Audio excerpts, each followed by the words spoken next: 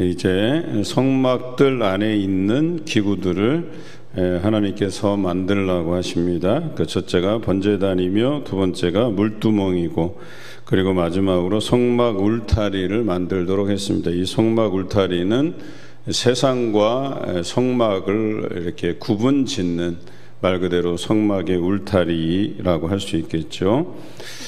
우리가 성막에 대해서 계속해서 강조하고 있는데, 여기서 우리가 잊지 말아야 될 것, 성막의 설계자는 하나님이시고 그 설계대로 만들어야 된다는 이 철칙이 있죠.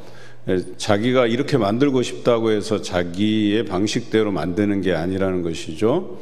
오늘날 교회도 마찬가지로 이 하나님의 임재의 장소인 교회도 사람의 마음대로 할 수 있는 게 아니고 하나님이 원하시는 대로 만들어 가야 된다. 하나님께서 뜻하신 바대로 이끌어져 가야 된다라고 하는 것을 의미하죠.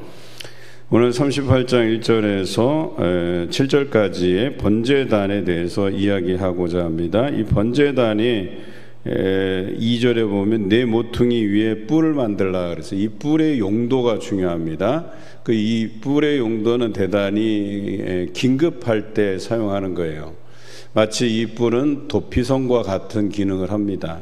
이 뿔을 잡으면 우선은 급하게라도 그 생명을 부지할 수 있는 그런 기능을 가지고 있어요.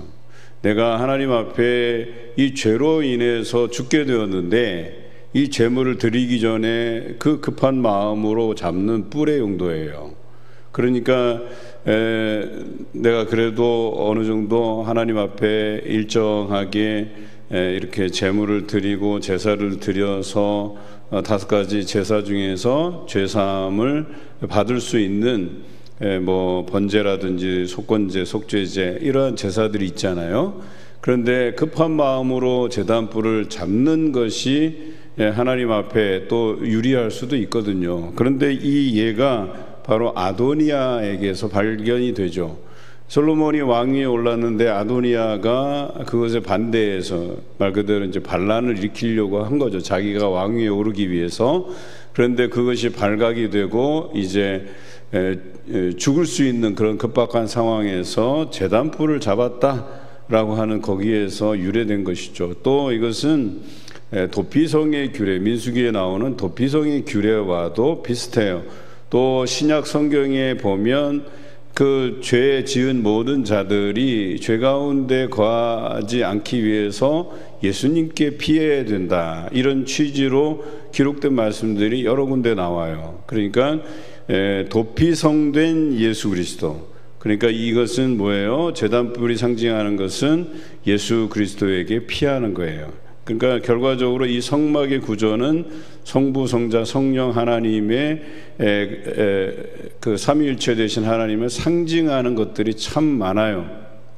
또 뒤에 소개되겠지만 성막 안에 성소와 지성소를 구분 짓는 널판으로 구성된 벽, 그것도 역시나 서로 하나 되는 것, 이것도 역시 보면 성령이 하나 되게 하신 것을 힘써 지키라, 이 구절을 통해서 우리가 알 수 있는 대목이죠.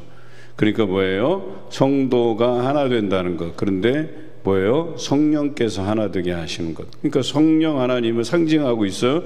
똑같이 세상과 구분 짓는 그 성막들을 이루는 그 울타리, 이 울타리도 뭐예요? 결과적으로는 성도를 의미하고 그 성도들이 만들어가는 교회, 지금의 교회, 또 이때 당시에 성막 울타리로 만들어진 성막, 이것과 똑같은 거예요. 그러니까 성도의 연합을 말하고 교회의 연합을 말하는 것들이에요. 그런데 이것을 조합하고 하나 되게 하시는 것이 곧 성령의 역할이라고 하는 거예요. 그러니까 이 성막 안에 이 모든 것들이 삼위일체 되신 하나님을 상징하고 있다. 지성소는 하나님의 임재의 장소고, 이해되시죠? 그러면 예수 그리스도를 상징하는 것들은 뭘까? 결과적으로 예수님이 상징하는 것은 죄 씻음에 대한 부분이잖아요. 죄를 해결받고 예수 그리스도를 믿음으로 우리가 구원 얻을 수 있다라고 하는 죄 씻음에 대한 부분인데, 오늘 그것을 물두멍에서 찾을 수 있다라고 하는 거예요. 물두멍의 용도는 두 가지예요. 하나는 손발을 씻는 거예요. 그러니까 씻는다라는 개념이 바로 죄 씻음과 연결 지을 수 있어요. 우리의 더러운 것들, 더러운 몸가짐도 여기에서 씻어야 된다는 것이죠. 그 몸가짐에 대한 이야기는 8절에 나오죠. 수종도는 여인들이 거울로 이렇게 사용되었다라고 하는 거예요. 거기서 수종도는 사람들이 자기의 용모, 즉 하나님 앞에 흐트러짐 없이 서 있는가를 확인하기 위해서 물두멍을 쳐다봤다는 거예요. 그러니까 물에, 그때 당시 뭐 거울이 흔한 게 아니잖아요. 그래서 이 물을 통해서, 희미한 물을 통해서 자신의 용모를 다듬는 용도예요. 그러니까 물두멍은 씻는 용도, 용모를 단정하게 하는 용도, 이것이 예수 그리스도를 상징하고 있다라고 하는 것이죠. 그래서 예수님께 나오는 자마다 어때요? 깨끗함을 받을 수 있는 거죠. 그래서 예수 그리스도의 이름으로 죄 씻음을 받을 수 있다, 이것과 연결시켜 볼 수 있겠다라고 하는 거죠. 또 예수님께서 제자들의 발을 씻기신 장면에서 그 제자들이 거부했을 때에 내가 너의 발을 씻기지 아니하면 너와 내가 상관이 없다, 이렇게 말씀하시잖아요. 그렇습니다. 이게 다 하나의 말씀으로 이어지는 거예요. 그래서 씻는다라고 하는 것은 그의 더럽혀진 발을 씻는 그 의미와 더불어서 그 마음가짐을 온전히 해야 된다, 이런 표현이에요. 또 지금의 사건으로 보면 우리가 죄 씻음을 받고 회개해야지만 예수 그리스도와 상관이 있고 밀접한 관계를 가지고 교제하면서 살아갈 수 있다는 것을 의미하죠. 그래서 바로 이 물두멍이 예수 그리스도를 상징한다, 이렇게 볼 수 있는 것이죠.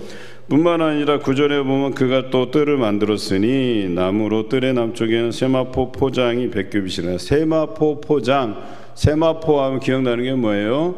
예수님께서 죽으실 때 세마포를 이렇게 두르고 무덤에 있었잖아요. 그리고 부활하신 후에 거기에 세마포가 남겨져 있었잖아요. 이 세마포라고 하는 것들도 바로 예수님을 상징한다, 이렇게 볼 수 있는 것이죠. 그러니까 결과적으로 울타리의 역할은 세상과 구별된 장소를 위해서 세마포가 사용되었다면, 예수 그리스도를 믿고 살아가는 자가 세상과 구분되어 살아갈 것에 대해서 적용해 볼 수 있다라고 할 수 있는 거죠. 오늘 우리는 이 성막에 대해서 계속적으로 말씀을 나누는데 바로 이러한 의미들이 여기 담겨져 있다는 거예요.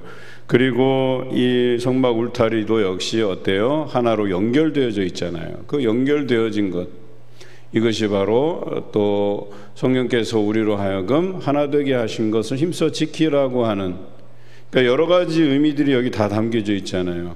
예수 그리스도를 상징하는 물두멍을 통해서 우리를 깨끗게 하고 회개하고 하나님 앞에 나아가야 될 것을 이야기하고, 내 삶이 정말 거룩한 삶인지를 들여다볼 수 있는, 그것은 곧 예수 그리스도의 그 가르침을 통해서, 그분의 삶을 통해서만 가능한 거죠. 내가 그분의 제자로서 그분이 하신 일들을 따라 행하고 있는지, 그 가르침대로 살아가고 있는지를 들여다보면 우리가 죄된 삶을 살고 있는지 아니면 거룩한 삶을 살고 있는지를 알 수 있다는 거예요. 여러분, 겉으로 보면 손이 때가 있는지 잘 몰라요. 그런데 씻어보면 알아요. 그러면 때가 밀려 나오고 거기에서 그런 모습들을 발견하게 되잖아요.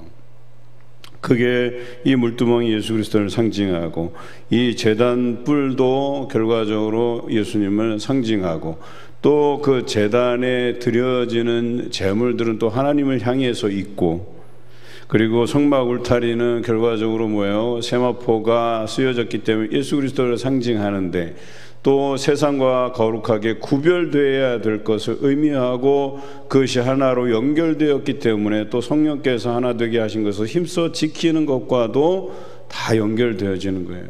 결과적으로 성막이라고 하는 것이 삼위일체 되신 하나님을 상징하고 있다는 것을 제대로 알 수 있다는 거죠. 여러분, 성막만 제대로 연구해도요, 여기에 담겨진 상징적인 의미들이 삼위일체 하나님을 의미하고, 거기에 성도들은, 교회들은 어떤 역할을 감당해야 되는지에 대한 기본적인 틀이 여기 다 마련되어 있는 거예요. 얼마나 놀라운 일입니까? 성막 하나를 우리가 자세히 알고 있어도 우리가 어떻게 살아가야 되는지, 또 오늘날 교회는 어떻게 하나님 앞에 나아가야 되는지를 제대로 알 수 있는 거예요. 누누이 말씀드리잖아요. 이 성막의 주체는 하나님이세요. 하나님이 설계도면을 주셨고 그 설계도면대로 모세를 통해서 이스라엘 백성들을 통해서 만들어진 것임을 기억하시기 바라요. 사람들이 교회를 이루는 것은 맞아요. 그러나 그 사람들은 하나님의 명령대로 움직여야 되는 거예요. 하나님이 원하시는 방향으로 모든 것이 설계되고 만들어져야 된다. 사람의 생각과 사람의 고집으로 만들어지는 것이 교회가 아니라는 거죠. 오늘 우리가 38장 1절에서 20절 묵상하면서 이 성막 안에 이 삼위일체 하나님을 만나보시길 바랍니다. 그리고 우리가 어떻게 하나님 앞에 세상과 구별되어 거룩한 백성으로 살아가야 될지를 고민하며 이 한 주간을 살아내시는 여러분 되시기를 주님의 이름으로 기원합니다.